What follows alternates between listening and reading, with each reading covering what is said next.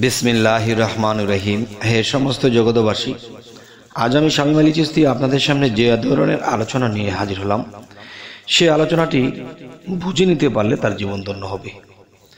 সে আলোচনাটি হলো, দেখুন, মানুষ কিন্তু আল্লাহকে ডাকে, আল্লাহর ইবাদত করে, আল্লাহকে খুশি করার জন্য অনেক কিছু করে, কিন্তু সে আল্লাহকে কি করে?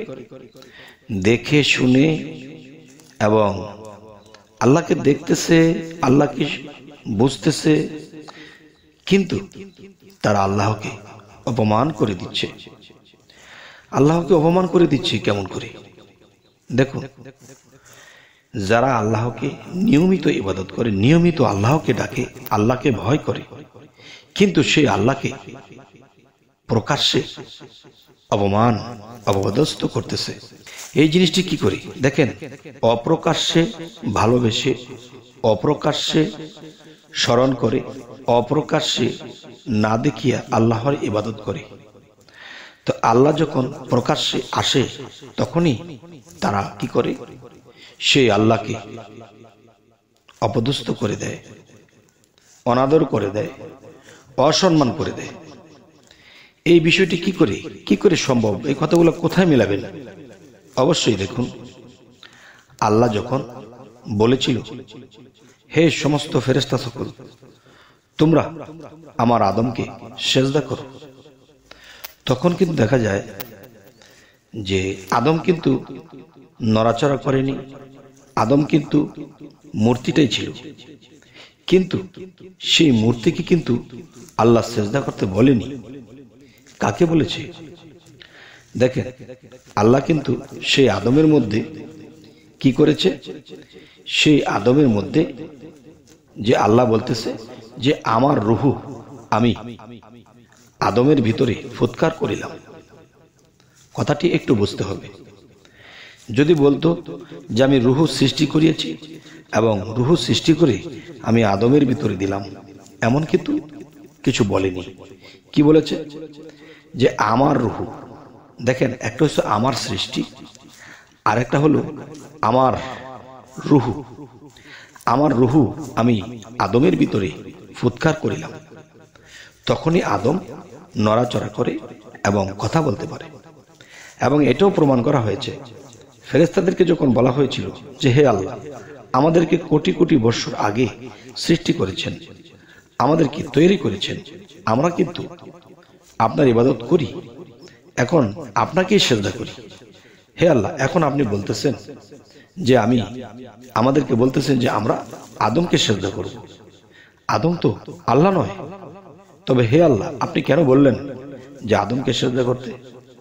তখন আল্লাহ যে একটা কথা বলেছে, এটা কিন্তু তারা খেয়াল করেনি। আল্লাহ কি বলেছে? আমার রূহ আমি আদমের ভিতরে ফুৎকার করিলাম। তাহলে আপনার ভাণ্ডে বা যে কোনো একটা জীবদেহ বা কোনো মানুষ, তার মধ্যে যদি আত্মা বের হয়ে যায় বা রূহ বের হয়ে যায়, তখন সে কিন্তু ধাপাস করে মাটিতে পড়ে যাবে। আর মাটিতে পড়ে তখন কিন্তু সে মূর্তির মতো পড়েই থাকবে। তবে আল্লাহ কি সেই মূর্তির মতো আদমকে সেজদা করতে বলেছিলেন? না, তিনি বলেছেন সেই জীবিত আদমকে। আচ্ছা, সে যে জীবিত ছিল, এটার প্রমাণ কি? এটার প্রমাণ হলো, আল্লাহ কিন্তু এটিও বলেছে যে আদমের কালবের ভিতরে আমি শাহ আলাহির বারামখানা, আমি সেখানে বসত করি। আচ্ছা, তারপরে আরেকটা পরীক্ষা করেছে যে দেখো, তোমরা কোটি কোটি বছর আগে তোমাদেরকে সৃষ্টি করা হয়েছে, তোমরা সৃষ্টির অনেক কিছু জানো, তবে তোমাদের মধ্যে সবচেয়ে কঠিন বিষয়গুলো তোমরা আমার এই আদমকে জিজ্ঞাসা করো। তখন সেই আদমকে যখন জিজ্ঞাসা করেছে, আর ফেরেশতারা কোনো নর্মাল কথা জিগায়নি, খুব কঠিন কঠিন সৃষ্টিতত্ত্ব, আত্মতত্ত্ব, দেহতত্ত্ব, অনেক কিছু জিজ্ঞাসা করেছে, কিন্তু আদম টাস করে বলে দিয়েছে যে আদম তো মাটি দিয়ে মাত্র একটা মূর্তি বানালো, তার কি বলার সাধ্য আছে? না। আল্লাহ কি বলেছে? আমি আদমের মধ্যে আমার রূহ ফুৎকার করেছি।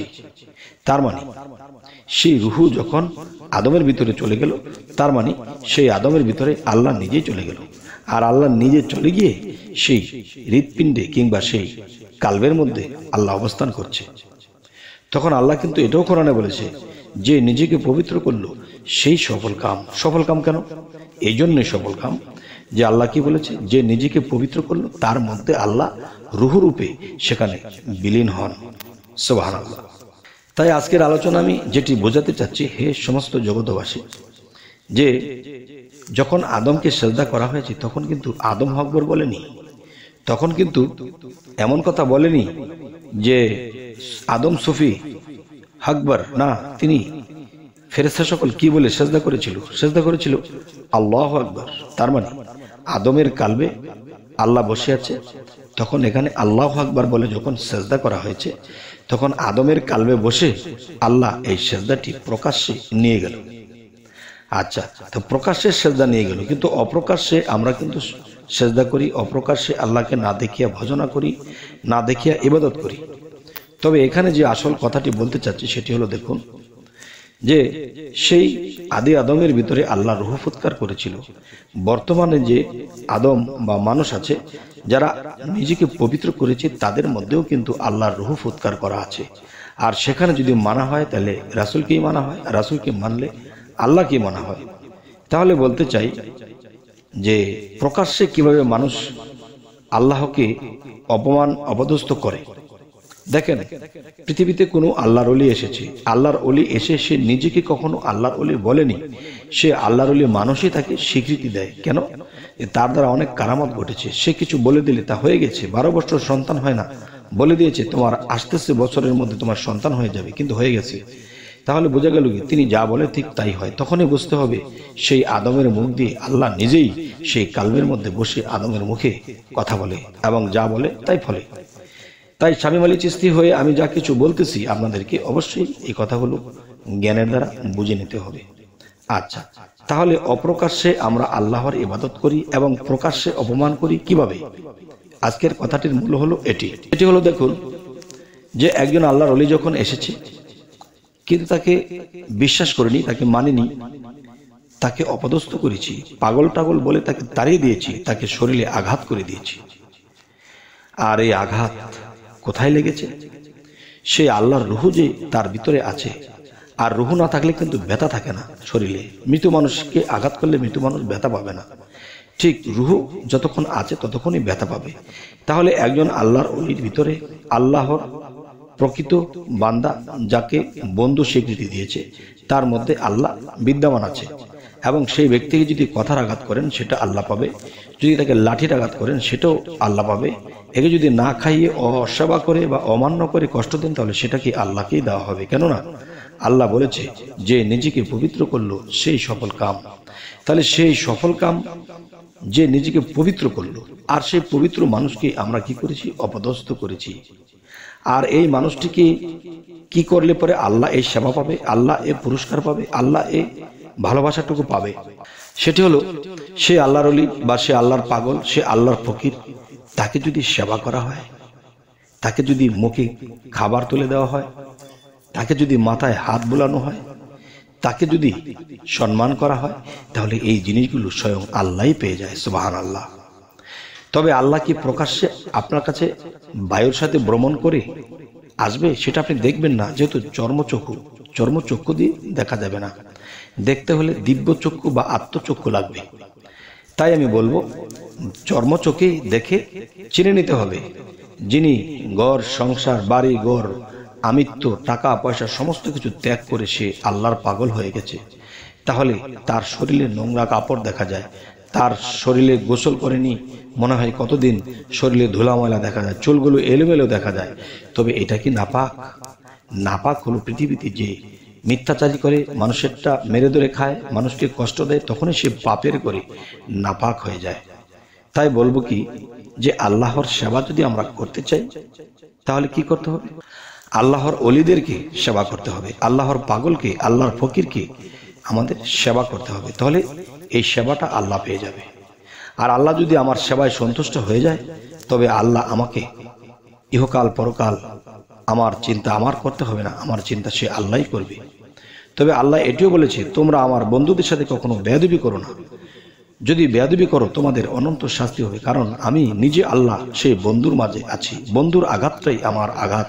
তাহলে বন্ধু যদি কারো কাছে সেবা পায় সেটিও আমার, তাহলে আজকের কথা আমরা এটাই বুঝলাম যে পৃথিবীতে চলাকালীন আপনার বাড়িতে, বাসায়, রাস্তায় একটা পাগল ফকির এসেছে, তাকে দেখতে কেমন বিচ্ছিরি লাগতেছে, কিন্তু তার ভিতরটা তো বিচ্ছিরি নয়, সে ভালো। কিন্তু কারো উপর দিয়ে খুব ভালো জামা কাপড় পরেছে, সে খুব উন্নতমান, খুব সুন্দর দেখতে, কিন্তু ভিতরটা তার পাপের অন্ধকার, কিংবা সে ভিতরটা সে নাপাক হয়ে আছে। তাহলে সেই নাপাক ব্যক্তির মধ্যে আল্লাহ নেই। আর উপরে যাদেরকে নাপাক দেখা যাচ্ছে, কাপড় চোপড় ভালো না, গোসল করে না, এরকম সেরকম, তারা নাপাক হয়েছে, এটা কিন্তু মূলত হাকিকতের দেশে সেটা নাপাক নয়। নাপাক হলো আপনার অন্তরাত্মা পরিষ্কার করা, সত্য হওয়া, তখনই আপনি পবিত্র হবেন। আর সেই পবিত্র মানুষের কথাই বলা হয়েছে যে নিজেকে পবিত্র করলো সেই সফল কাম। তবে হে সমস্ত জগতবাসী, আজকে যে আলোচনাটি করলাম, কি বোঝাতে চাইলাম, অবশ্যই আমাকে কমেন্ট করবেন, এবং সামনে কি ধরনের আলোচনা চাইছেন তাও জানাবেন। এবং যদি ফেসবুক হয়ে থাকে তাহলে ফলো করে রাখবেন, পরবর্তীতে যেন ভালো আলোচনা এনে দিতে পারি। তো সকলে ভালো থাকবেন। আল্লাহ হাফিজ।